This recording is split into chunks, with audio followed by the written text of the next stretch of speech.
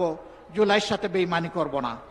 আর জুলাইয়ের সাথে যারা বেঈমানি করবে তাদেরকে ছাড় দিয়ে কথা বলা হবে না। বিশেষ করে যুবকদেরকে অনুরোধ করব, তৈরি হন। বলবেন আর কতবার জীবন দেব? দেশের জন্য যতবার প্রয়োজন আমিও তোমাদের কাতারে দাঁড়িয়ে বলছি, আমিও যুবক, জীবন দিতেই থাকবো ইনশাআল্লাহ। বিড়ালের মতো বাঁচতে চাই না, 100 বৎসর, 1000 বছর, সিংহের মতো বাঁচতে চাই 1 সেকেন্ড।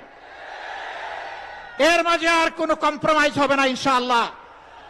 আধিপত্যবাদের কোন ষড়যন্ত্র বরদাস্ত করা হবে না, সব কিছুকে ছিন্ন ভিন্ন করে দেওয়া হবে ইনশাআল্লাহ।